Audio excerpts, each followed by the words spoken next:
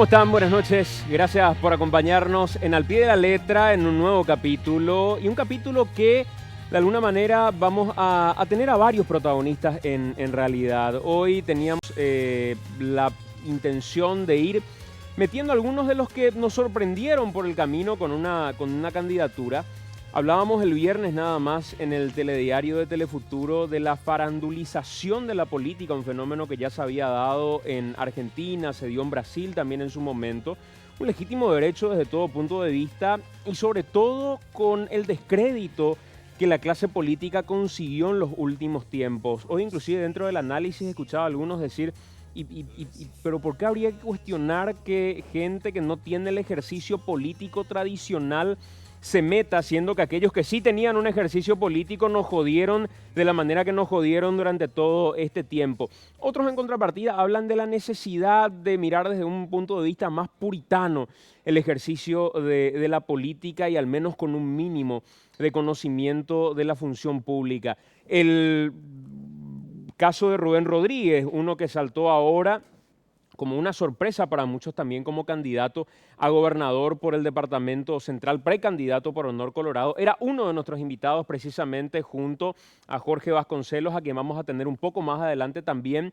Y el número 2, Hugo Javier, quien nos sorprendió también presentando una candidatura por el movimiento de Óscar Tuma para diputado por el Departamento Central. En este primer bloque estamos precisamente con Hugo Javier. ¿Cómo te va, Hugo? Bienvenido. Gracias por invitar. Gracias por acompañarnos. Feliz de hacer lo que me gusta, una tarea pendiente que tenía desde los años locos, que te vas a la facultad y haces periodismo y te encontrás en la época de la dictadura y peleas con los compañeros por fundar el club de periodismo que hicimos en aquella época, hacer fiestas para juntar máquinas de escribir y comprar un micrófono y amplificador. Y era una tarea pendiente. Hoy día se hizo posible gracias a Óscar Tuma y su equipo. ¿Por qué hoy decís abandono los medios de comunicación? ¿Cómo en tu lógica encaja el decir a esto ya no me dedico y ahora me quiero dedicar a esto? No pasa por ahí. ¿Por dónde pasa, Hugo? No es así como decís. Yo voy a usar mi trabajo, no voy a abandonar nada de lo que estoy haciendo. Yo voy a seguir haciendo radio, voy a seguir haciendo mi trabajo de televisión y de fiestas, siempre y cuando el tiempo y mi cuerpito así lo permita, porque va a ser el medio para llegar directamente de la gente hasta arriba. Como hay un quiebre, y vos sabés, desapareció la clase media, estamos los de abajo y están los de arriba. Y la gente de abajo me para en la calle y me dice, Hugo, Bonio, ahora vas a estar representándonos, vas a ser del pueblo, vos venís de la calle, igual que nosotros. Y los demás no nos escuchan, no podés, Pío, ayudarnos. Entonces voy a usar mi trabajo, como no es un cargo administrativo, legalmente no me lo impide, así que voy a seguir trabajando hasta donde pueda, bajando un cambio en los viajes para seguir haciendo lo que me gusta, ¿verdad? ¿Por qué querés ser diputado, Hugo? ¿Y por qué ahora? ¿Por qué en este momento? Llevo 20 años haciendo televisión. En los 20 años de televisión, cuando salté a la fama con un programa popular, he recibido ofrecimientos en cada temporada política, he recibido ofrecimientos para estar al frente con tal o cual movimiento o tal o cual partido. Dije no, siempre, porque todavía como que no me sentía completo en lo que estaba haciendo. Ahora llegué al techo en lo que a mi profesión se refiere dentro del marco de la animación de fiestas y realización de programas musicales. Cumplí 20 años batiendo un récord de permanencia. No hay un programa de televisión que haya durado 20 años con el mismo conductor y peleando con la misma marca. Y justo llegó el momento en que me ofrecen. Lo pensé, lo hablé con mi familia y por mi culpa empezó toda esta lo que está diciendo la farandulización de toda la política. Pero no es así. Yo creo que todos tenemos derecho, bien lo dijiste cuando empezaste, todos tenemos derecho a participar, todos tenemos derecho a aportar por nuestro país. ¿Por qué, me decís? Yo digo, ¿por qué no? El día de ayer, por ejemplo, cuando hablábamos del tema, en algún momento le decía a Mina, ¿por qué los políticos necesitan de las figuras? ¿Te pusiste en algún momento a hacer ese cálculo? ¿Qué atributos crees son los atributos que ve Óscar Tuma en un Hugo Javier o que ve un Horacio Cartes en un Rubén Rodríguez o que vio en su momento la izquierda en Mario Ferreiro, por ponerte un ejemplo. ¿Ve el atributo de la política y del contenido político o ve la posibilidad de lo que ellos no son capaces de conquistar, que es el corazón de la gente, en vos que estás permanentemente en medios de comunicación y que finalmente estoy seguro tenés mucho más recorrido que muchos de los que están metidos en la política? Cierto lo que dijiste al final. Conozco más de lo que muchos políticos recorren y en 20 años le di vuelta no solamente a todo el departamento central al que voy a representar, a todo el país y también con los paraguayos fuera del país. Punto uno. Punto dos, es cierto, ven el factor popular, ¿verdad? Y nos llaman a todos a convocar a la gente. La diferencia en mi caso particular, ¿verdad?, es que no soy solamente una figura popular que se ganó el cariño de la gente. Yo vengo de la calle, muy de abajo, y tengo la realidad verídica de lo que ocurre en la calle, día tras día, durante las últimas 3 décadas.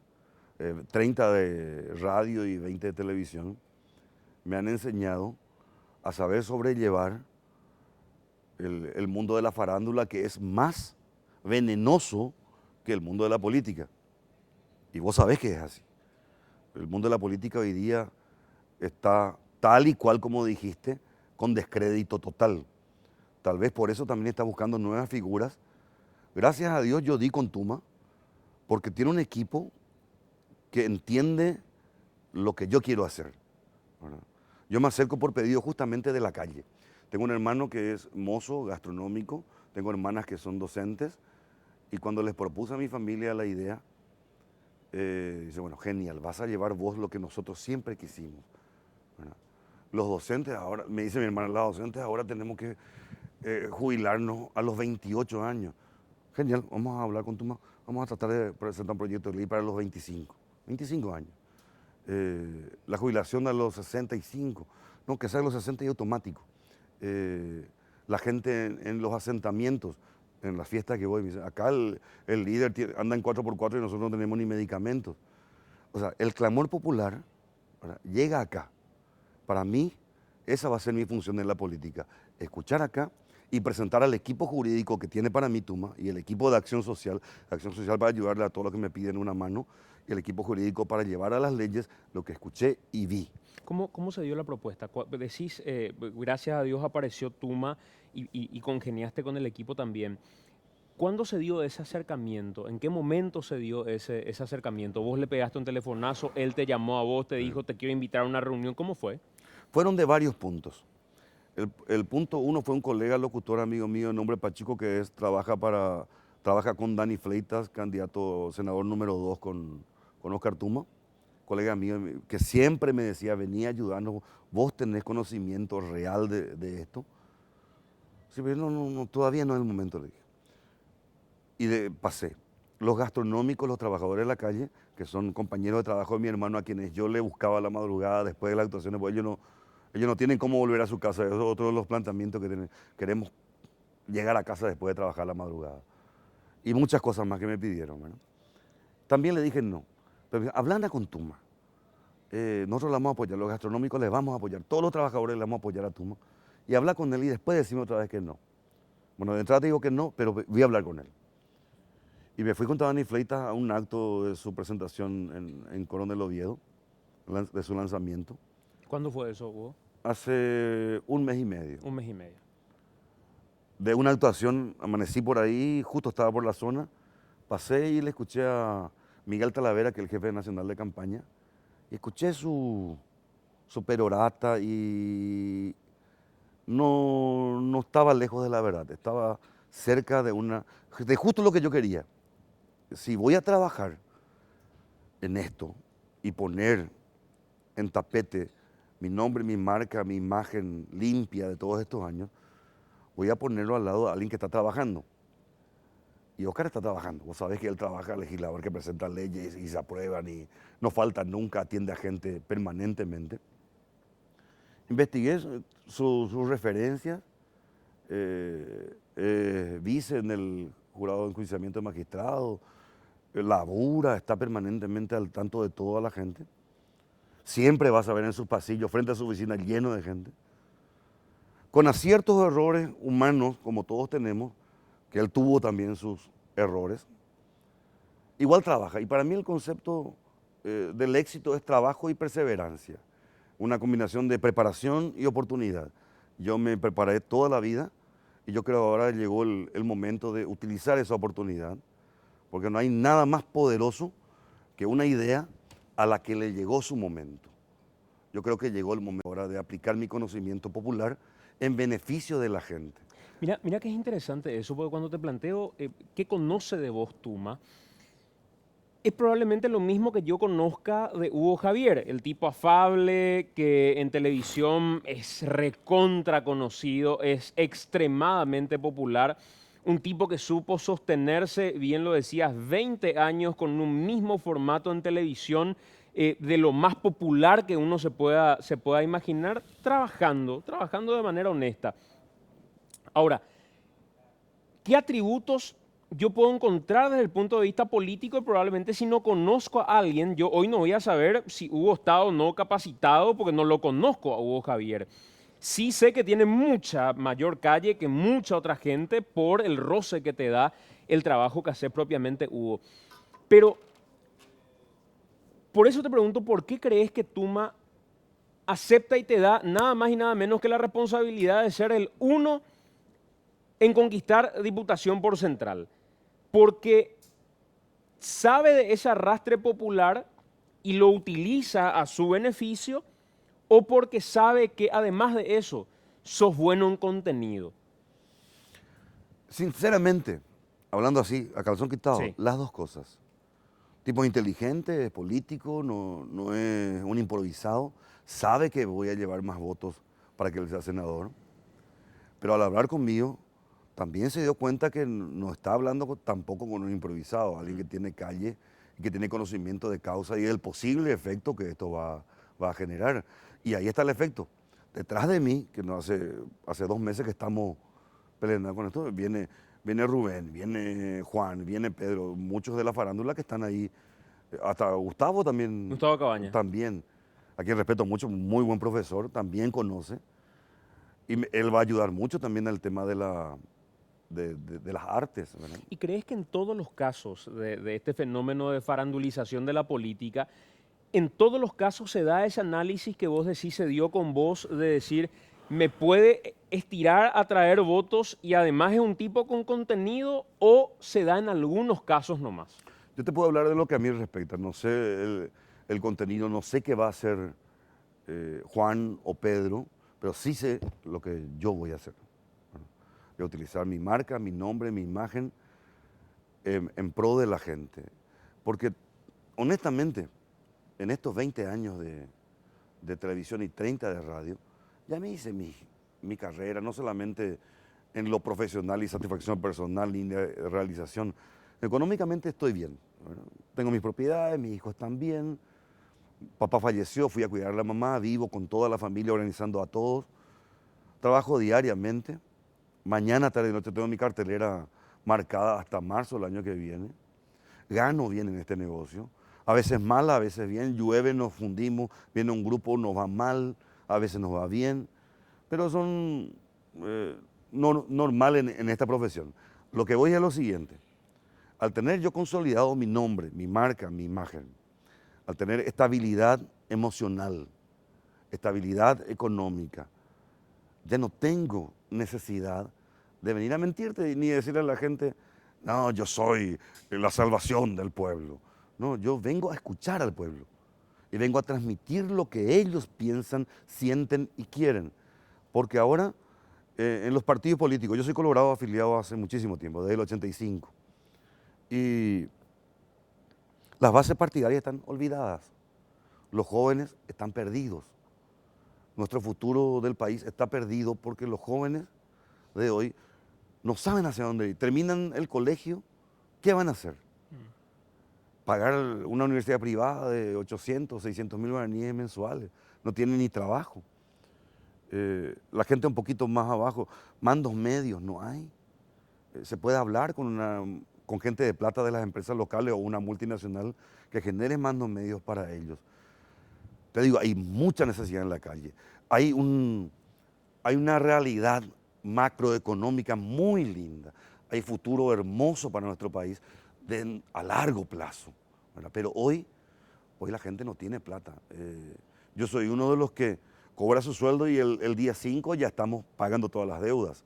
El día 15 estamos sacando adelanto. El general, el pueblo que tiene sueldo, para el 15, así está arañando llegar al 15 del mes para sacar el vale.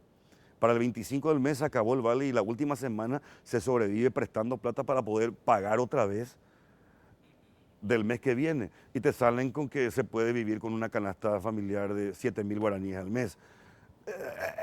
¿Dónde estamos? La realidad es otra. Hugo, no te voy a preguntar porque sería muy cándido de mi parte si es que te sentís o no capacitado para el cargo, porque por algo ya aceptaste y por algo estás sentado y decís voy a ser candidato. Dicen que el primer acto de corrupción de un político es aceptar un cargo para el cual no está preparado. ¿Cuáles son los atributos que vos decís tener y por los cuales hoy aceptás el desafío y decís, yo me siento preparado? Es mirar el tipo de Congreso que tenemos y decir, pero espera un poquito, yo tengo mayores atributos, yo estoy con la gente, yo conozco a la gente. Es decir, yo tengo tal o cual cualidades que no hay hoy en representación en el Congreso. ¿O cómo haces tu lógica de qué atributos tenés para poder ingresar a la política? Filosofía china, Xi Tzu. La política está mal porque no tiene gente honesta. Yo creo que el mayor atributo que yo tengo es lo que le falta a los políticos de hoy, honestidad. Así de simple. El político, el que busca el bien común por definición, tiene que ser honesto. Estaba viendo lo que dijo el Papa Francisco hace poquito en su discurso. Si te vas a meter en la política, entra a tu corazón y piénsalo bien. Si estás apegado a los bienes y a los lujos, aléjate de la política. Textuales palabras del Papa. Y como yo no estoy apegado a los bienes, no me interesan los lujos, ya tuve todo, casas, mansiones, autos, perdí en unos negocios, volví a tener, me caí, me volví a levantar, ya estuve abajo, ya estuve arriba. Los bienes materiales van y vienen. Si llego a ganar plata en esto, aparte de mi trabajo, sumado al sueldo que voy a tener, yo voy a utilizar para seguir haciendo lo mismo que estoy haciendo, ayudar a la gente. Te voy a contar una historia de principios. ¿Cómo viene todo esto? Mi padre, don Simón González, voy a contar la historia de don Gillo. Don Gillo emigra de Puerto Pinasco, Chaco, llega a Asunción, conoce a doña Leo de Fernando del Amor, de Misiones, se casan en Fernando, nace su primer hijo varón, yo, mayor de 5 hermanos, y de chico él me decía, rectitud, disciplina, porque él venía de ser militar, de trabajar en la banda de músicos de la policía, en instrumentista, profesor superior de música, en la jazz band, en la banda de músicos de la policía, uno de los fundadores de la bandita de San Lorenzo, con quien recorrí de chiquito llevándole el instrumento musical a sus actuaciones, escuchando y viendo en Radio Nacional la voz del coloradismo, viendo cómo se manejaba la política. Y él me decía, hijo, el día de mañana, en guaraní, que ella es política, ella tendeque. Porque la política es como un gallinero. La gallina de arriba le caga a la gallina de abajo. La gallina de esta le caga a esta gallina. Así que atendé bien. Si vas a estar acá, no le cagues a esta y a esta, porque cuando esta gallina se cae, se embarra con su cagada y la de todas las demás gallinas. Así que mantener un perfil de rectitud y honestidad. Hubo trabajo, a pondera. El secreto del éxito está en trabajo y disciplina. En Miami, mis japoneses, me dicen, los japoneses ellos no inventaron el auto, pero son los dueños de todo. Ellos perfeccionaron con disciplina. Cuando hacen huelga, trabajan el doble. Esa es su huelga. Trabajan el doble y le vuelven loco a los patrones. Y miraba, yo me metí en la política. No, yo quiero ese país, le dije. ¿En serio que ese país? Sí. me voy al seminario. Me fui al seminario. Y me dijo el cura, bueno, padre, hijo mío, ve y descubre el mundo. Si el mundo es para ti, te quedas. Y si es tu vocación, vuelves y te esperamos en el seminario. Fue la última vez que le vi. Entré al mundo y descubrí que lo que me gustaba Era el mundo. era el ritmo, la joda, la fiesta, la gente. Y ahí en el último año del colegio, como no soy muy bueno con los números, elegí una carrera humanística. Al principio iba a hacer Derecho. Empecé a estudiar Derecho con todo. Y después como tenía facilidad para escribir, porque me gustaba mucho escribir, era delegado de curso, era el líder estudiantil, era el que recitaba, el que presentaba los festivales. Siempre estaba al frente ayudando a los muchachos. Decidí por periodismo. Entro a la Facultad de Filosofía en Itapunta. Primer año y armamos un desastre, porque estaba en la FAF, la oposición y el oficialismo en la época de la dictadura, y creamos un movimiento libre e independiente en el medio que no se dedicaba a la política, sí al estudio. Y ahí avanzamos y creamos el Club de Periodismo. Y todo ese trajín, desde que fui chiquitito, desde que salgo a la calle, a una cosita, el valor del trabajo y la disciplina que te estoy hablando. Él trabajaba bien. Sí, se iba 8 o 10 días viajando, actuando. Y mamá nos cuidaba a los 5. Y yo, el mayor, cuidaba a los 4 restantes. Digo, yo quiero trabajar, papá. ¿Y qué vas a hacer? Y a ilustrar. Acá nuestro vecino se va a ilustrar todos los días, ilustra bota. Y yo ya tengo el cajón que hice acá en la carpintería de don Fernández y voy a ir a ilustrar. Bueno, andaba a aprender el valor del trabajo. Putearon la familia. Un nene en la calle a los 12 años. Pero eso me valió a los 2 años, ilustrando a los carteros y a los zorros grises de la zona. Empecé a trabajar en el correo.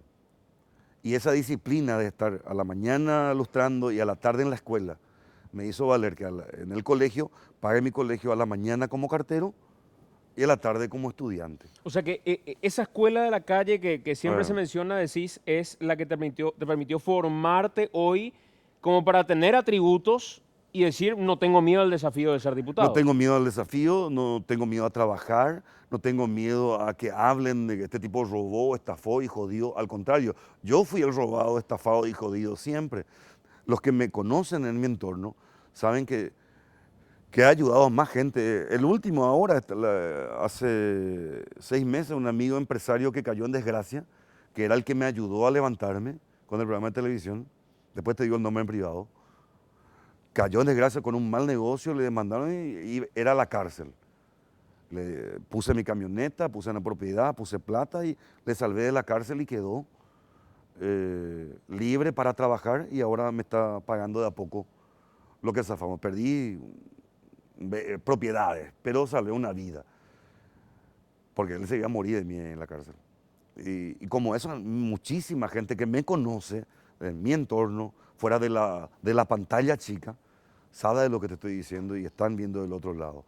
O sea, volviendo al punto que me preguntaste, ¿qué factor, qué atributo tengo yo? Es la honestidad, la no necesidad de plata. Todos necesitamos plata, pero no tengo necesidad de robar. Yo voy a trabajar para ganar mi plata. En ese sentido, cuando decís, no necesito hoy de plata, yo tengo de alguna manera un pasar. No necesito de plata, no necesito robar para tener plata, necesito trabajar para ganar plata. Claro. Se dio un episodio reciente con el caso de Rubén Rodríguez que honestamente hace una confesión y dice, yo negocié básicamente esta candidatura. Yo puse mis condiciones y mis condiciones fueron 3.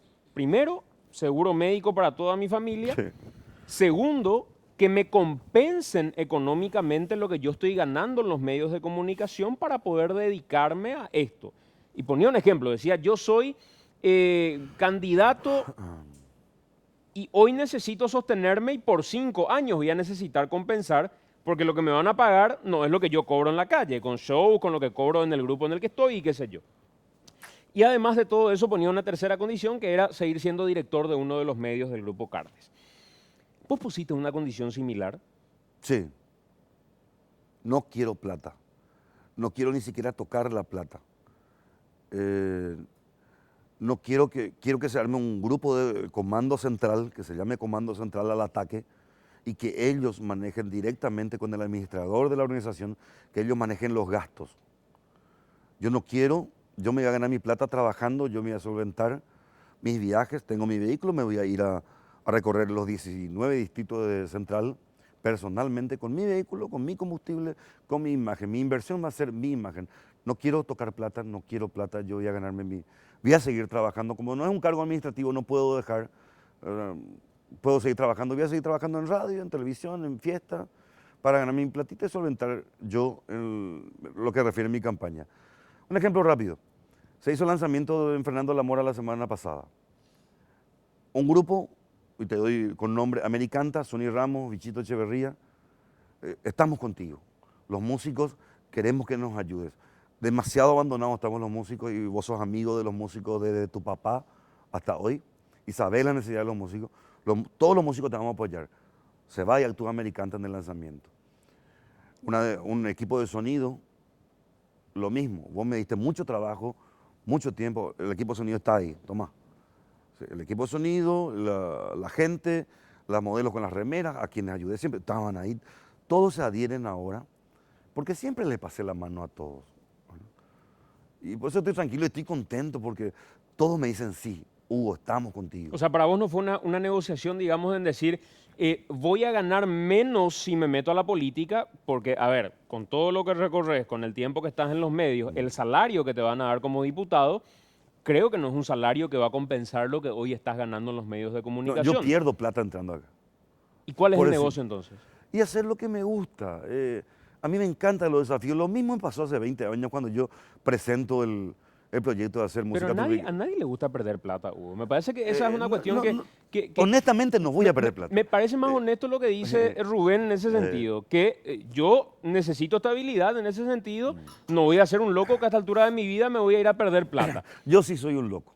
Yo soy desafiante en ese sentido. Y te pongo el ejemplo que te estaba por contar. 20 años atrás presento el programa Tropical en televisión, cuando eso era un tabú. Hablar de la cachaca en televisión, decían, era música marginal, se escuchaba solo en los barrios bajos. Con mi aparición en televisión se le arropó, se le dio un formato televisivo y al poco tiempo se estaba bailando y cantando Bronco, Damas Gratis. Pero ahí no perdiste plata, ahí tuviste olfato Sí. como para proyectar un negocio y por mucho tiempo sostenerte económicamente gracias a ese negocio. Sí, No, 20 años después. no fue una... No, 20 años después ahora puedo decirte eso. claro, pero te sostuviste, por eso estuviste en estos 20 años ahí. No perdiste plata, al contrario, fuiste ganando año tras año porque conquistaste un nicho. Claro, Eso pero no se va a dar- año tras año fui perdido, te voy a contar. Al primer año, cuando ya éramos el boom, Paz, un quiebre de sociedad con doña Nilda Bugarín, que fue la que hizo posible que yo llegue a la televisión con doña Mirta de Saba. A Paz, quiebre, me quedo en la calle, siendo ya Hugo Javier el locutor número 2. Se separa, acá nace Calor Tropical, acá nace Ataque después de Cachaca, ¿verdad? Cuando me levanto otra vez 3, 4 años después, ¡pah! Se vende el canal. Se levantan todos los programas nacionales y quedamos todos en la calle. Y de estar facturando bien viernes a la noche, que teníamos sponsor tipo cerveza, cigarrillo, alcohol, vicios, me pasan sábado a la tarde y empiezo de cero otra vez, pierdo todos mis oficiantes, me quedo en la calle, empiezo a levantar otra vez sábado a la tarde. Cuando levanto sábado a la tarde, ¡pah! Levantame este horario a la siesta, me mudo de la siesta, vuelvo a levantar y pasan ya 15 años de eso. Cuando llego otra vez allá arriba, compran Paravisión y se anda a levantarme Paravisión ahora.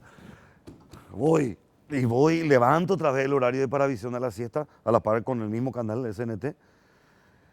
Y ahora llega el momento, 20 años después puedo decirte, bueno, lo hice, lo aguanté, batí el récord de permanencia, perseverancia y disciplina.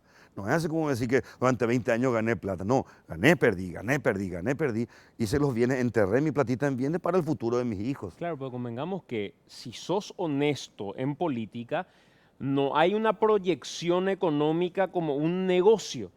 Por eso te digo, ¿te parece que el salario... Ahí está el problema, discúlpame, ahí está el problema de la política actual. Se le ve a este trabajo como un negocio. Y por eso te pregunto por qué entrarías a perder plata. Porque estoy loco, porque soy un tipo que desafía, quiero ir adelante, pero quiero que el día de mañana mis hijos que ya son grandes, ¿verdad? Y los chicos que tengo también, se acuerden de mí como alguien que Se plantó, fue recto y ético en lo que dijo e hizo al mismo tiempo. Y sembrar algo. Si vos no sembrás ahora algo, ¿cuándo vas a ver el árbol? Hoy voy a plantar una semilla. Tal vez ocurra en 5 años, 10 años, en 20 años, pero la sembré. No me quedé escribiendo y escrachando y puteando en el Facebook contra esto y sentado y viendo la tele nomás, ese bandido, ese rata, dipuchorro, y no hago nada. Yo voy a la arena.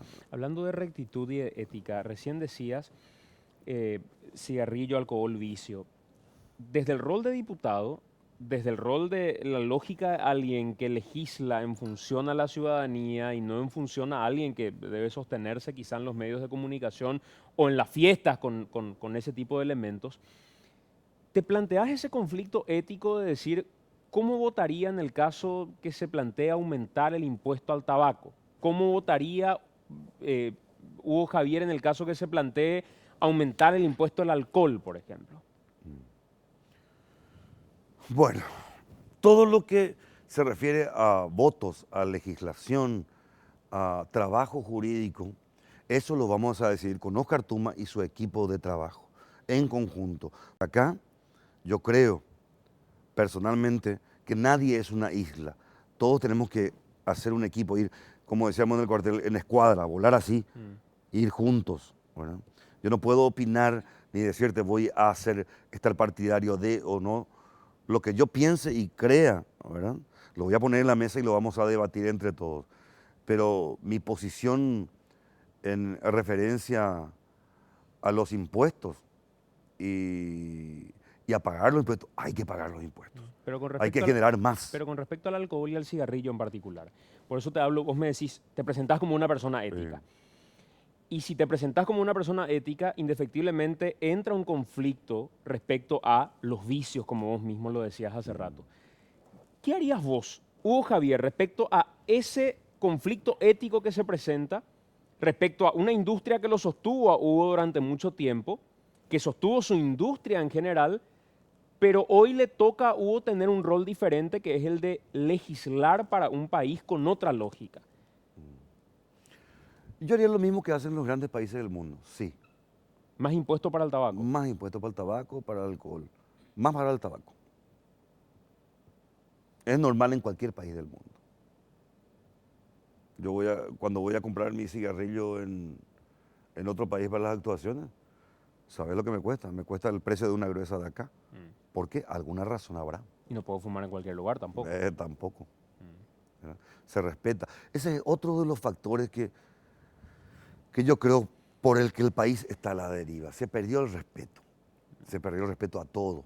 Al papá, a la mamá, a las autoridades, al semáforo, a la cebra, al vecino, al ruido molesto. Perdimos el respeto a todo. El país está a la deriva. En los cuarteles, comentario al margen, ¿verdad? Recuerdo, yo soy subteniente de artillería y mi comandante, el entonces teniente primero Humberto Tito González Torres, en el último día antes de egresar como subteniente me dice, a lo que se enseña en los cuarteles, soldado, no se olvide, Dios, patria, familia, son los preceptos fundamentales que te enseñan en los cuarteles. Todos los cuarteles, de mi época al menos, ¿verdad? Dios, patria, familia, ¿por qué? Dios está por sobre todo.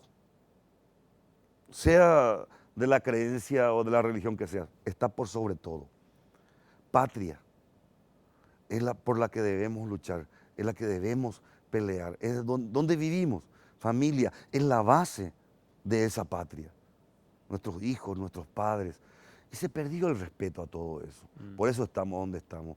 Uno entra a la política para robar, entra al club para robar, entra acá para joderle a alguien. Uno tiene que estar así ahora, con los ojos abiertos en todo. Uno abierto y otro cerrado. Así hay que dormir ahora, porque no sabes qué te espera afuera. Por la inseguridad, por la intranquilidad. ¿Por qué? Porque ahí el país está a la deriva por falta de respeto. Hugo, ¿cuáles serían 3 propuestas concretas que vos decís, estas tienen que ser parte de mi esencia? No puedo dejar de llevar esta propuesta a la Cámara de Diputados en el caso de ser diputado. Una o dos te voy a dar, después el resto voy a dejar a consideración de mi equipo jurídico. Lo que ya te dije, los docentes no pueden jubilarse a los 28 años. Vamos a proponer bajar, personalmente voy a pedir, no sé si mi equipo me va a apoyar, pero voy a pedir que se baje a los 25 por lo menos. Jubilación a los 65, no, a los 60 y en forma automática, no otra vez con trámites que llegan hasta los 70 años sin poder jubilarse. Rubro música, que mis amigos músicos, compañeros de peña y de noche de gira, dicen, mi hija que es artista plástica, pintora y también contrabajista, reclaman. Así, si el Ministerio de Justicia y Trabajo se divide, justicia acá, trabajo acá, Ministerio de Educación y Culto, Ministerio de Educación acá, Ministerio de Cultura acá, y que el Ministerio de Cultura aglutine cine, teatro, artes plásticas, música, porque estamos convirtiendo a nuestros jóvenes en mediocres por falta de capacitación, oportunidad y ayuda. De hecho, que hoy están divididos. Digo nomás, por eso, se divide ya esto. Y ahora está en rango de Secretaría de Cultura, ¿verdad? Elevar la Secretaría a rango de Ministerio, que se trabaje más por la cultura. Bueno, puede ser. Yo veo muchísimos jóvenes muy capaces que están ahí tirados, tienen que ir a hacer cruceros por Europa para ganarse su plata y venir otra vez acá. Y acá otra vez no tienen qué hacer. La gente que migra, va años, vienen con su plata y no saben qué hacer, no pueden ni siquiera invertir por la inseguridad que hay. Los jóvenes a la noche dejan sus estudios porque no pueden salir a la facultad y son asaltados, o del colegio mismo, ¿no? Eso es una pincelada rápida, pero el resto lo trabajaré con Tuma y su equipo jurídico. Hablaste en algún momento y dijiste el tema de los trabajadores nocturnos y el retorno a casa. Vos sabés que me tocó trabajar o hablar con mucha gente en medio de las jornadas de trabajo que teníamos con el programa, que me decía, nosotros salimos del restaurante a la 1 de la mañana o salimos a la 1:30, a las 2 de la mañana, no tenemos colectivo. Creo que hubo un plan piloto de poner un colectivo a la noche, no prosperó, los empresarios dijeron no es rentable. Hay mucha gente que saliendo a la 1 o a las 2 tiene que esperar al día siguiente hasta las 5 o 6 de la mañana para retornar a su casa. ¿Es uno de los proyectos también? Es lo que te estoy diciendo, es lo que yo vi también. En cualquier país del mundo vos ves que 24 horas hay forma de llegar a tu casa, acá no. Yo le rescataba a mi hermano mozo y sus compañeros gastronómicos de mis actuaciones y amanecía, porque si no, no tienen cómo llegar. ¿Y cómo revertís ese discurso del empresario de transporte que dice nosotros no podemos ir a pérdida? Porque a esa hora no nos genera rentabilidad. Tiene que haber una forma, vamos a buscar la forma, vamos a encontrar la forma, tiene que haber. Paraguayo tiene que tener forma de ir a trabajar. Hay gente que quiere trabajar y como decía papá, on va a posea, on va a poana, o estudiar sea o estudiana. Y hay que ver la forma de que ¿Y se crees pueda que hacer. desde el rol de diputado esa puede ser una conquista, por ejemplo, una prerrogativa de un diputado? Claro que sí, podrá ayudar, tiene que ayudar, tiene que legislar, escuchar el clamor popular y llevarlo a los papeles. Esa es la función de un legislador. Para mí, en particular, lo que a mí respecta va a ser yo, no tengo experiencia en esto, no tengo ni siquiera militancia política, tengo militancia de acción social en la calle, ¿verdad? Pero eso no me limita a que no. Hoy no hay que tener vergüenza de presentarse, hay que tener vergüenza de no presentarse. No hay que tener vergüenza de hablar y decir lo que uno piensa, hay que tener vergüenza de callar hoy día, de dejar que nos sigan jodiendo, robando y mintiendo. Hoy todos los paraguayos tienen derecho, sea locutor, animador, sea periodista, sea... Vos sabés que hay gente muy capaz en los clubes, en las entidades sociales, que no se presenta para no ensuciarse con la política. No tiene miedo. O sea, tiene miedo. Yo ahora estoy, como te digo, arriesgando nombre, marca y trayectoria de vida por poner acá, por ayudar, por hacer algo por mi país. Yo no quiero morirme el día de mañana sin haber dejado nada. Sí, ya hice historia con el programa de televisión, genial, batí récord, ayudé a muchísima gente, generé mucha fuente de trabajo, porque ese es otro detalle que la gente no tiene en cuenta. Durante 20 años, a un promedio de 10 grupos por programa, de cada grupo 10 integrantes, de cada grupo 10 familias están comiendo gracias a que yo les doy publicidad gratis en televisión sin cobrarle un mango, siendo que un programa así musical en la Argentina, Pasión de Sábado, cobra $500 por participación a cada grupo. Acá no se le cobra, acá se les ayuda y se les da gratis. Durante 20 años hice eso, generando fuentes de trabajo, no solamente para esos músicos, sino también impuestos, porque las fiestas que promocionamos, a las que vamos a trabajar, se paga APA, municipalidad. El que hace pasacalle cobra su platita, el panchero está trabajando, el que alquila su local, el que es contratado para la discoteca, hasta el taxista. Una industria que no tenés idea de la dimensión. Ahora te estoy planteando la película. La gente no se hace nomás la película de lo que genera una fiesta de 5.000 personas. La cantidad de fuentes de trabajo que hay detrás es increíble. Hasta plata para el Estado queda por los impuestos, como te estoy diciendo. Por último, políticamente hablando, ¿te consideras cartista? No, no me considero cartista. Yo soy paraguayo y desde como paraguayo miro lo que está haciendo Cartes y tiene sus errores y tiene sus aciertos. Sí, está haciendo cosas buenas para el país y cosas que no están bien.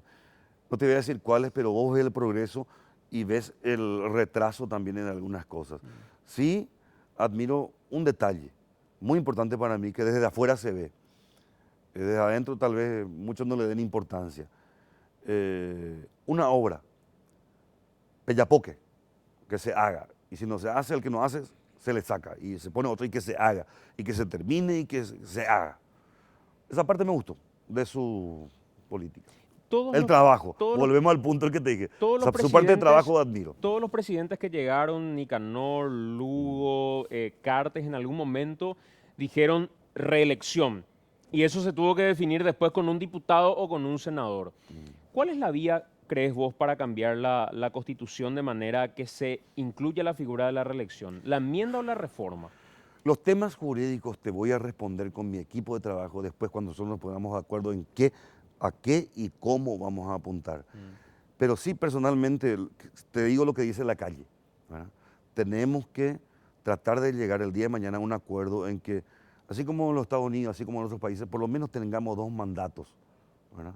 Porque se pierde, de los 5 años se pierde 1 año en política previa, 1 año otra vez antes de dejar. Quedan 3 años para trabajar, de los cuales este se limpió, este se desorganizó y 1 año nomás se avanza. O sea, sí estás de acuerdo con la reelección, pero no entras a discutir cuál es la vía hoy. La vía no. Sí estoy de acuerdo que un presidente tiene que estar 2 mandatos, mínimo. Hasta ahí. Más ya es peligroso también. Gracias, Hugo, por acompañarnos. Por favor, gracias a ustedes. Y lo que están hablando de la farándula en la política, insisto en lo que te dije de entrada y mi punto al respecto.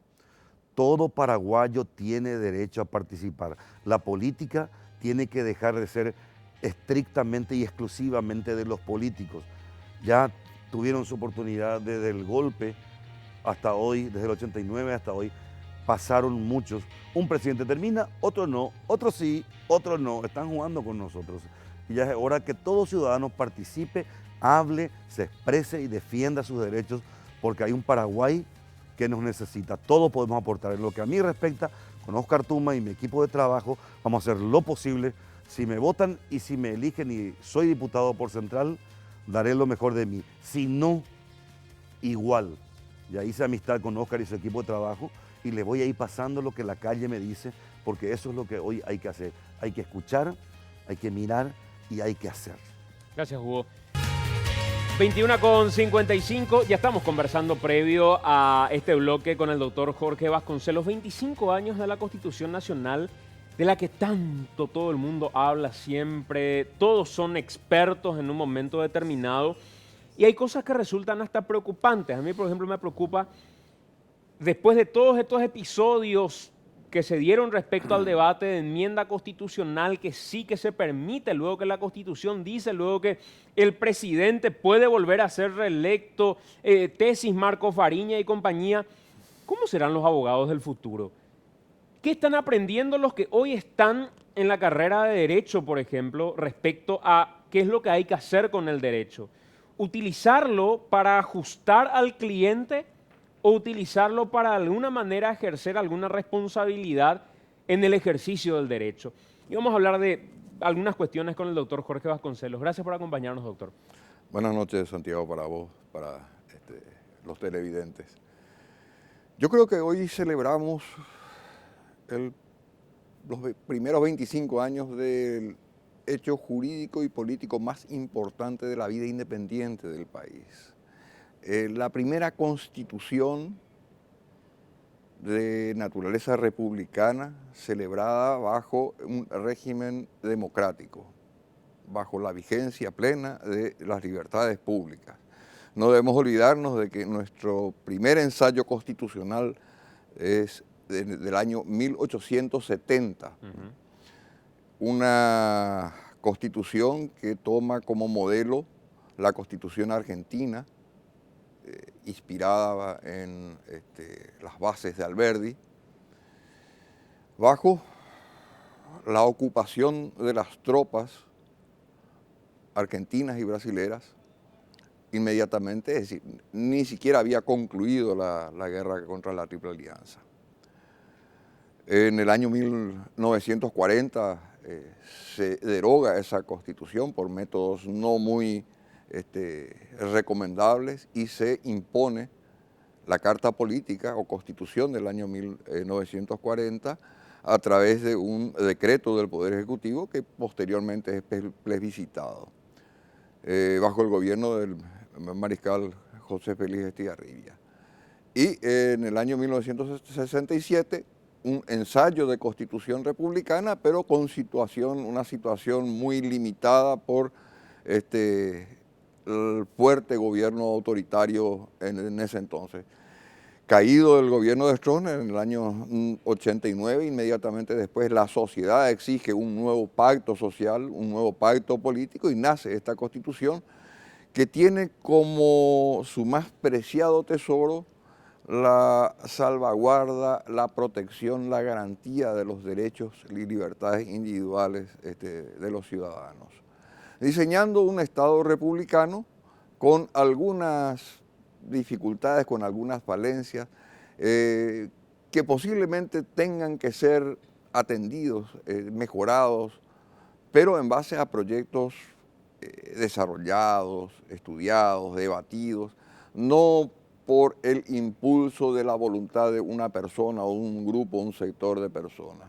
De entrada digo que yo en todo momento, desde antes, no desde ahora, he sido reacio a la modificación de la Constitución al solo efecto de implantar la reelección presidencial. La Argentina ha tenido su experiencia ya por el año 92, 93 o 94, cuando se celebra lo que se denomina el Pacto de Olivos, que permite la modificación de la Constitución, la reducción del periodo presidencial de 6 años en ese entonces a 4 y permite a su vez una reelección. A cambio de eso, el otro sector que no estaba en el gobierno, el Partido Radical, liderado por el doctor Alfonsín, logra incorporar a la Constitución argentina, entre otras cosas importantes, los pactos internacionales de protección de derechos humanos.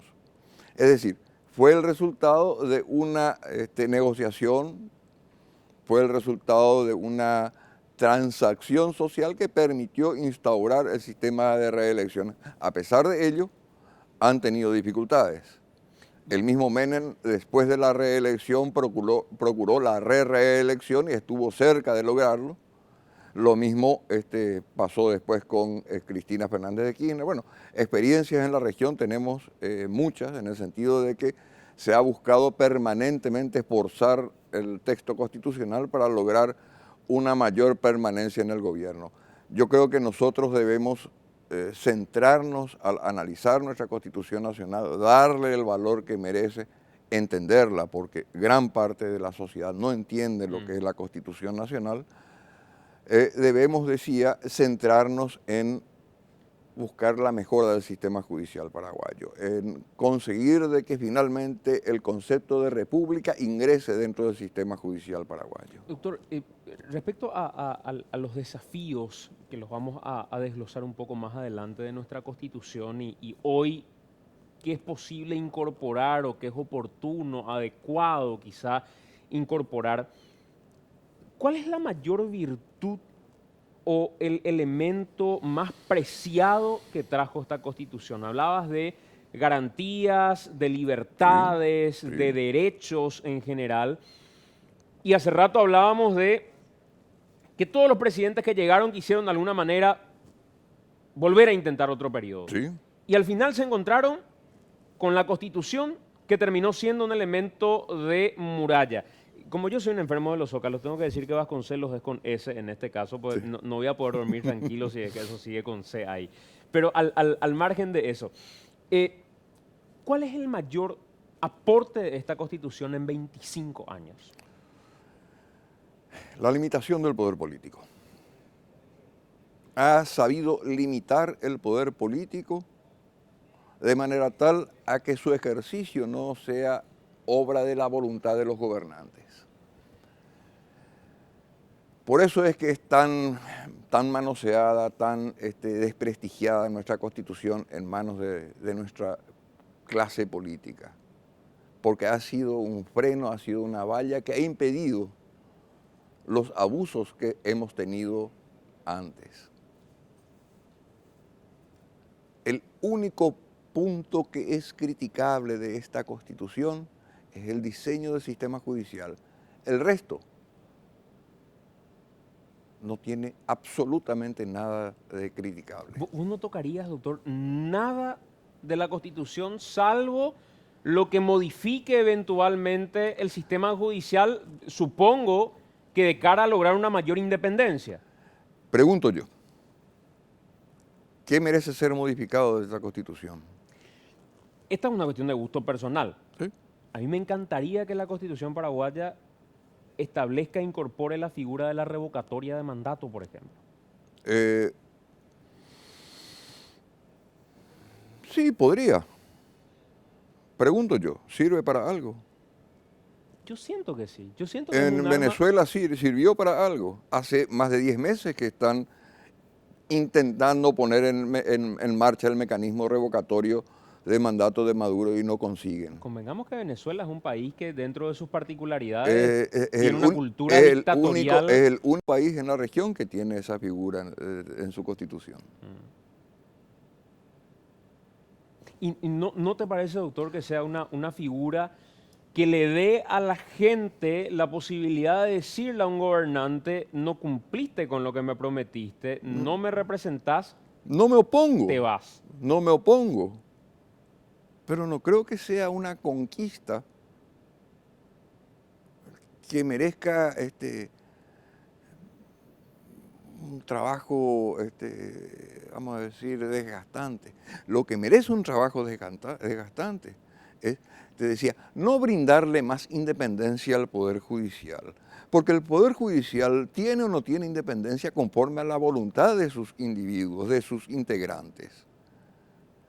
Es darle carácter republicano. Eso significa dar la posibilidad a la sociedad de que participe en la administración de justicia, de que sea la sociedad reunida en jurado quien determine la suerte de los casos judiciales, no la voluntad de 1 o 3 jueces. Sacarle al político la posibilidad de levantar el teléfono y llamarle a un juez y decirle: este es el criterio que nosotros tenemos al respecto.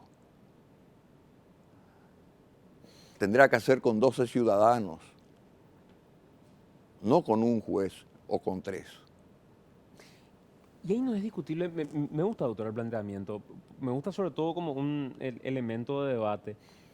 Pero ahí no caemos en la posibilidad de darle desde sus emociones y no desde lo que dice verdaderamente la norma a la sociedad que defina algo. Ejemplo, yo estoy convencido que mucha gente saldrá a aplaudir al diputado que propuso castración química para los abusadores de niños, por ejemplo. Sí. Porque la sociedad va a decodificar desde sus emociones y no desde la racionalidad.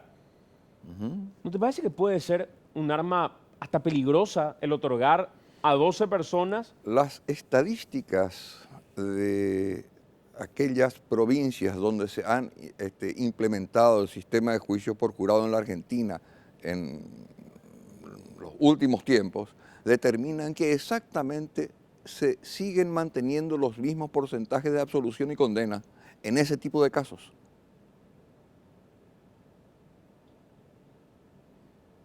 Porque lo único que el jurado decide es culpabilidad o no culpabilidad, entiéndase culpabilidad o inocencia.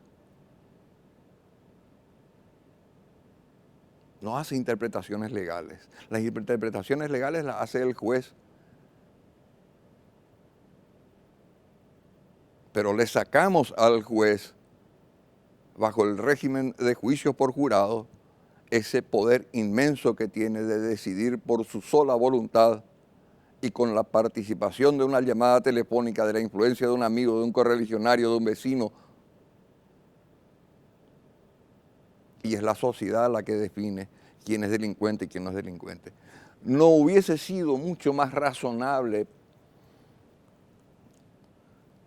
pensar de que un proceso judicial sería justo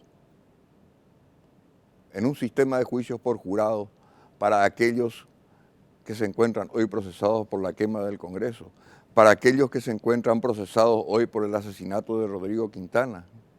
O por el caso Curuguatí, por ejemplo. O el caso Curuguatí, o tantos otros. ¿Ustedes creen de que a un juez no le tiembla las piernas frente a una tapa de diario, a una cámara de televisión? La independencia tiene que ser integral.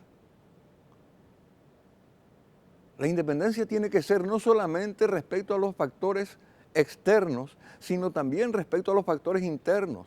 ¿Ustedes creen que un juez de primera instancia no responde a un ministro de corte? La única manera de romper eso es instaurando el sistema de juicio por jurado. Es la participación de la sociedad en la administración de justicia.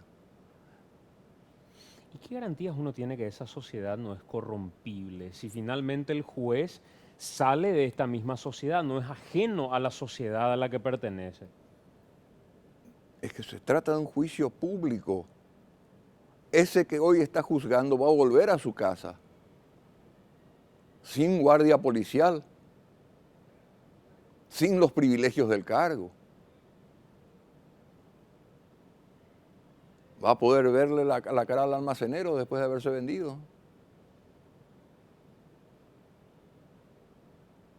Yo creo que no. No sería, decías hace rato, en lugar de 1, 12, no sería una manera de, hablando mal y pronto, encarecer una condena o encarecer una absolución partiendo de la base de igual son corrompibles, sean 12, sean 25 o sean 50.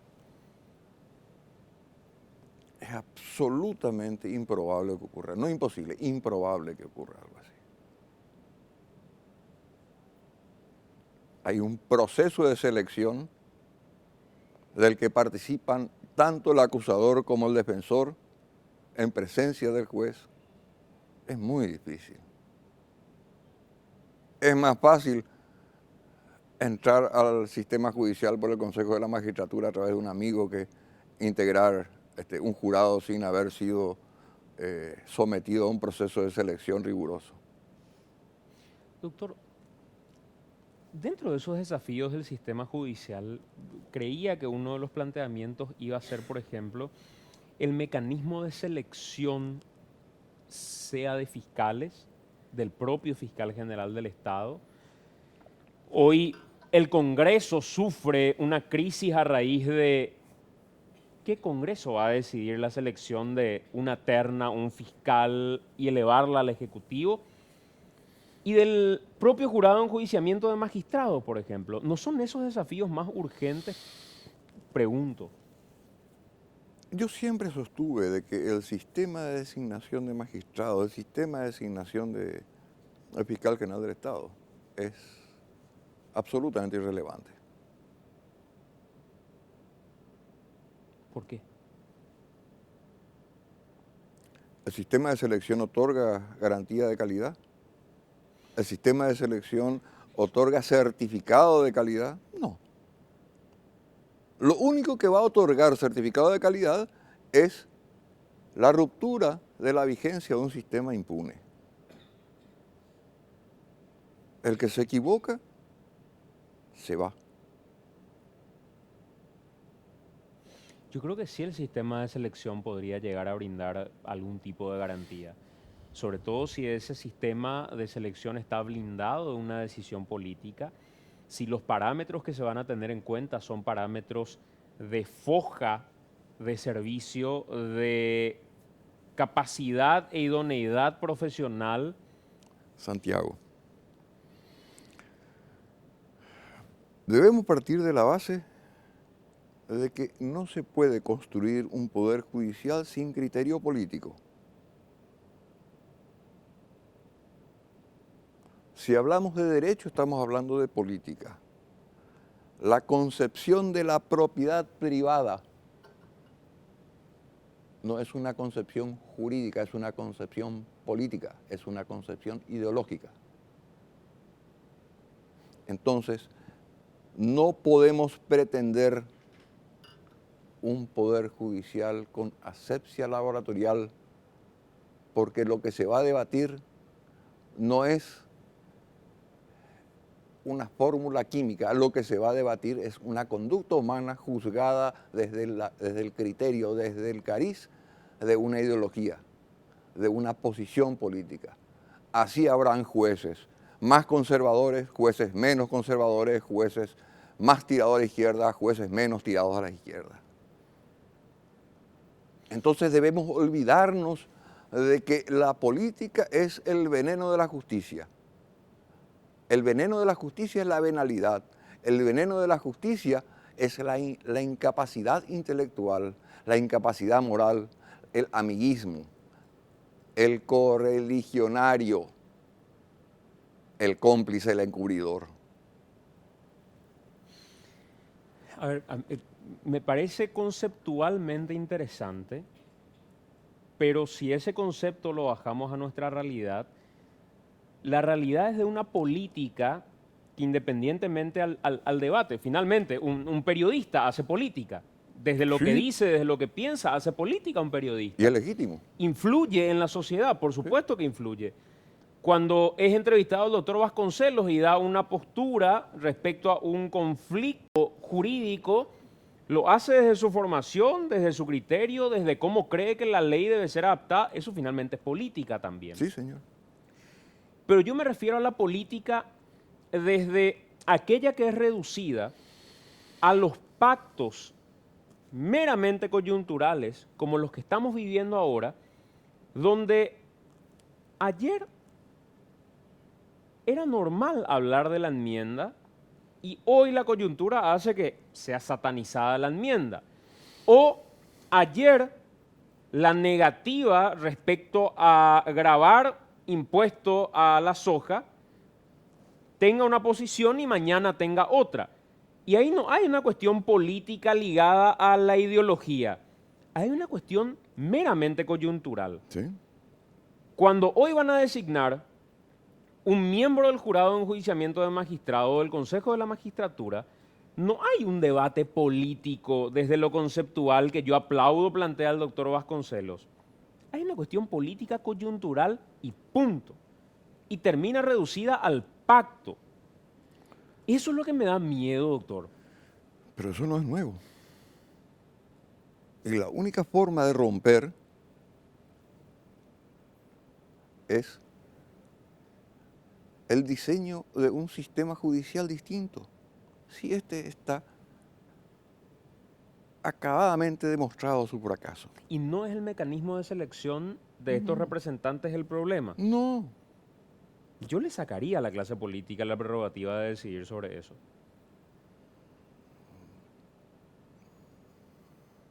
¿Y quién decidiría? Exámenes, idoneidad, foja de servicio.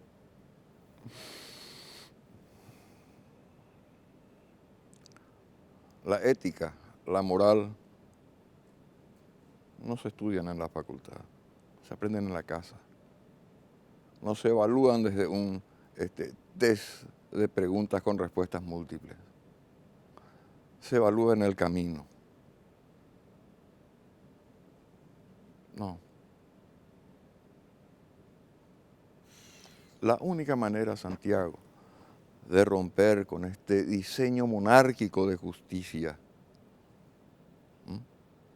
es hacerla republicana, es permitir que la sociedad integre el sistema judicial, decida qué considera delito y qué no considera delito, castigue y absuelva. Es desde el año 1215 en Inglaterra que se reconoce el derecho del ciudadano a ser juzgado por sus pares. Y funciona en muchos países del mundo con éxito. Existen errores judiciales. No hay sistema perfecto. Pero yo no escuché jamás un ciudadano norteamericano, un ciudadano canadiense, un ciudadano inglés, siquiera un ciudadano español que critique su sistema de justicia como criticamos nosotros. Sistema de juicio por jurado y en España, en la Argentina, en el Brasil. No estoy planteando nada raro, nada revolucionario. Doctor, ¿crees que la Constitución que se pactó en el año 1992, a 25 años, logró un equilibrio de poderes en Paraguay? No, creo que un equilibrio perfecto no. Pero sí permitió diluir el poder político concentrado en el Ejecutivo, que era la figura a la que estábamos acostumbrados. Hoy hay algunos que dicen que esta Constitución tiene un diseño parlamentarista. Eso es falso. Una dictadura parlamentaria. Eso dicen es falso. muchos.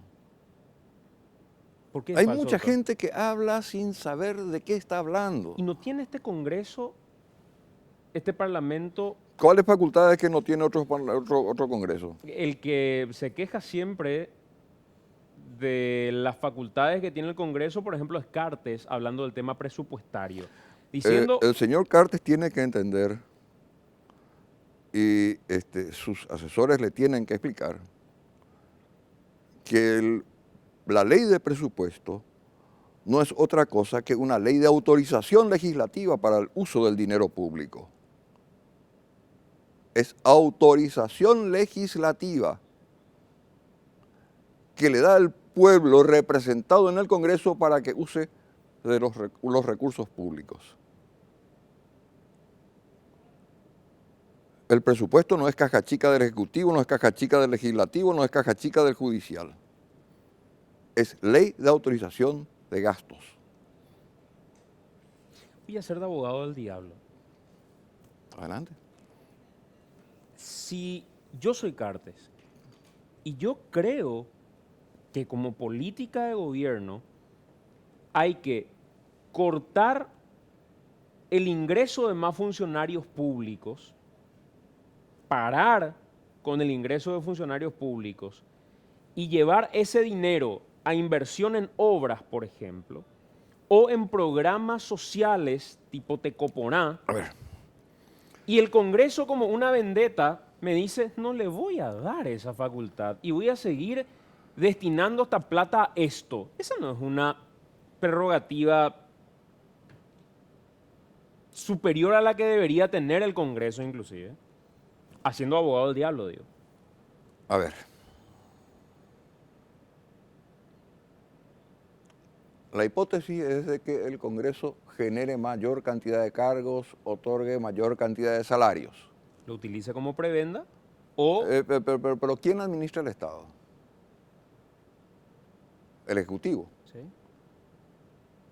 Yo, Ejecutivo, tengo una autorización legislativa para contratarlo a Santiago González y a su familia y pagarle 20 millones de dólares mensuales. Estoy autorizado a hacerlo, no estoy obligado a hacerlo. ¿Por qué el director del canal va a contratarlo a Santiago González y a su familia por esos valores si yo, titular del Ejecutivo, le digo no se van a hacer contrataciones? Pero sí estás impedido a hacerlo si es que el Congreso No me da. no te da esa venia. Claro. Y ahí Por es eso donde digo, es autorización legislativa. No O le está desa- dando un mandato o desautorización. o desautorización. Y el problema es cuando la desautorización meramente se reduce a un absolutismo inclusive legislativo diciendo, no te voy a dar porque no me interesa que desarrolles eso. Te voy a trancar y acá te quiero ver. Un presidente que no tiene una mayoría legislativa, poco nada puede hacer. Acá, en ningún país del mundo. Y a eso me refiero cuando planteo si existe... Excepto en los regímenes parlamentarios donde aquel que no tiene mayoría legislativa inmediatamente tiene dos vías. Una es espera que se lo destituya, la otra es disuelve el Parlamento y llama a elecciones. Pero acá, el Congreso ni destituye, sino en virtud de juicio político, ni el presidente de la República disuelve el Congreso. Y ahí es donde pregunto si es que te parece que esta legislación o que esta constitución logró un equilibrio de poderes. Y precisamente... Desde ese punto de vista, sí. Yo miraba tu pregunta desde una perspectiva más amplia, incluyendo al Poder Judicial. El Poder Judicial sigue siendo la cenicienta en esta novela.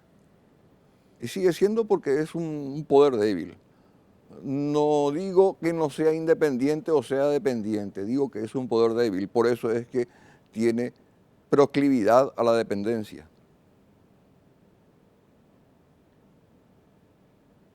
¿Qué tan débil es un poder, refiriéndonos al judicial, cuando tiene hoy a gente que es capaz de declararse inamovible, porque cree que tiene que declararse inamovible, un poder que siente que tiene la prerrogativa de cajonear un expediente en el que se decide si es que se puede o no recurrir a un padrón abierto para una concertación o para una alianza, un poder que es capaz de dormir causas porque sabe que van a ser más oportunas en otro contexto.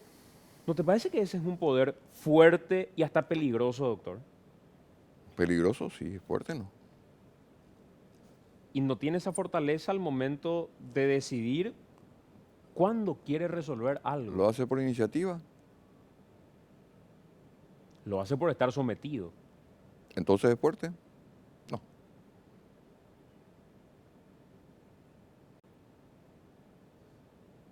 A ver, yo creo que su fortaleza la termina demostrando cuando logra evitar la resolución de algo. Es débil respecto a quién es el patrón en ese momento al que responde. Lo que pasa es que siempre, y quiero hacer memoria, desde el año 98 aproximadamente, con cada campaña electoral se instalaba el tema hay que modificar la Constitución para mejorar la justicia. Todos criticaban al Poder Judicial, inclusive ocurrió en las elecciones ahora del 2013. Una vez llegado al gobierno, se olvidan del tema. Porque el Poder Judicial, por sus debilidades, resulta funcional a aquel que está en el gobierno. Hoy le es funcional a este gobierno y lo va a hacer posiblemente hasta el 15 de agosto del año 2018. Eso es lo que nos tiene que preocupar. Porque no tenemos un poder judicial con fortaleza que le permita desarrollar su propia independencia, que le permita ser un poder del Estado, es que tenemos la situación en la que nos encontramos. con expedientes cajoneados, con resoluciones judiciales contradictorias, con un montón bueno, si hacemos una lista de situaciones, posiblemente no terminemos este programa, ¿verdad? Hoy hay manera, digo, de identificar a un poder que resultó en estos 25 años ser más perverso o peligroso que otro. El judicial. ¿Por qué? Administró condenas e impunidades.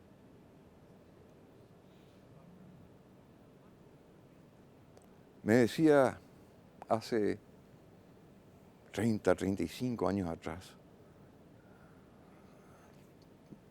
como mínimo 30, el doctor Federico Callizo Nicora, un gran señor.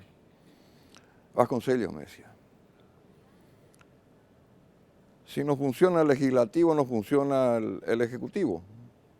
No hay que preocuparse si es que tenés un poder judicial que funcione. Se encargará de corregir todo.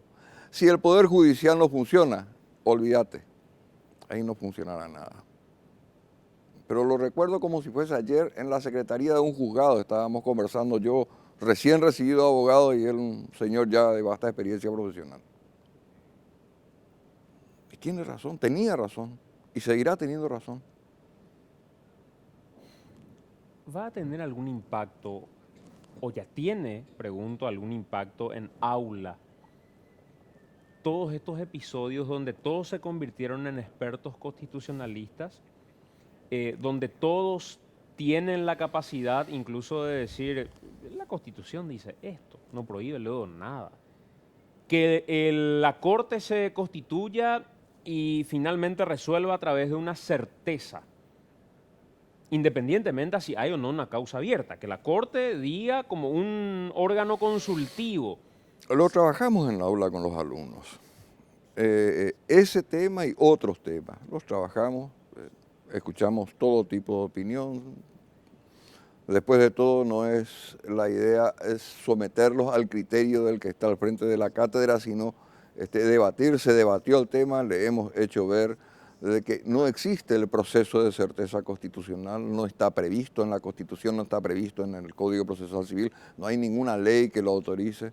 El proceso de certeza es un invento que se trae del Río de la Plata sin ningún tipo de fundamento ni parangón con nuestra legislación. Ese y otros temas, sí. ¿Y qué impacto tiene todo esto que sucedió en el abogado del futuro? Del futuro, digo, de dentro de 3, 5 años. ¿Cómo va a salir ese abogado? Va a salir alguien que sienta la responsabilidad y la mochila de defender la ley, de defender la Constitución, o un abogado que siente que tiene la capacidad de ajustar todo lo que pase porque alguna norma le va a justificar. Lamentablemente la tendencia es de que las leyes deben adecuarse al individuo y no el individuo a las leyes. Que las leyes como norma de conducta tienen valor relativo. Lamentablemente esa es la imagen que se proyecta. Pero yo confío en que en muchas cátedras se trabaja con seriedad en la formación de estudiantes, futuros abogados con sentido crítico, no con sentido funcional al interés del cliente. Doctor, por último, agradeciéndote por estas reflexiones, por tu tiempo, ¿qué crees que es sano en todo este proceso? Que el presidente que asuma mañana diga de entrada, reformemos la Constitución, enmendemos la Constitución, porque no creo que se corte el debate. Siempre va a estar en debate esa situación. ¿Qué es lo más sano? Lo más sano, Santiago, es que aquel que tenga interés en modificar la Constitución nos presente sus proyectos, se debatan los proyectos, así como ocurrió en el año 92. En la Universidad Católica se estudió, en la Universidad Nacional, se estudiaron los proyectos en los partidos políticos, cada partido político elaboró su proyecto hubo un debate social que legitimó la decisión posterior de aprobación de esa Constitución. ¿A qué nos quieren llevar? A una convención nacional constituyente que trate temas que nosotros no conocemos, temas que no han sido debatidos, sobre los cuales no hemos consensuado. Y cuando se sostiene el discurso que fue un discurso que nació en algún momento, ¿qué vamos a dejar en 120 personas que decidan algo respecto a los constituyentes? ¿Qué opinas al respecto? ¿Por qué 120? Pueden ser 100, pueden ser 20, pueden ser 50. Eso no. Sí, hay que dejar en manos de unos cuantos que decidan por todos, pero después de que todos hayan debatido, como ocurrió en el 92, 91, 90, porque esto arrancó del 90, cuando se sabía que la Constitución del 67 estaba agotada, cuando se planteaba la necesidad de incorporar elementos que permitan generar la división entre los poderes, la independencia y el equilibrio entre los tres poderes del Estado. Pero hoy, ¿qué es lo que se pretende? ¿Queremos democracia republicana o queremos democracia asamblearia? Sean 120 o sean 150 o sean 60, serán representantes elegidos por la sociedad. Respecto a democracia, ¿Sí? mucho se sostuvo en los últimos tiempos que en democracia decide la mayoría. Y hoy decidimos en mayoría modificar las reglas y por eso lo hacemos. La mayoría como criterio de validez. Es un criterio primitivo. En democracia la mayoría no manda. En democracia la mayoría gobierna junto con la minoría.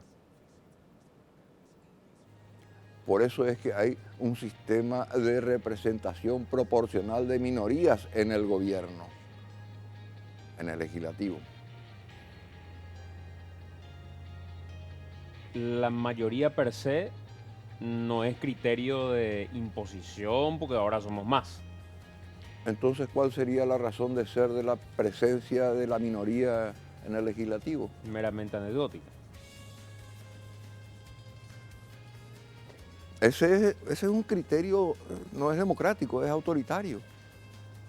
Mayoría ha tenido Hitler, mayoría ha tenido Mussolini, pero no por eso hayan sido demócratas. Gracias, doctor, por acompañarnos. Cuando guste, Santiago.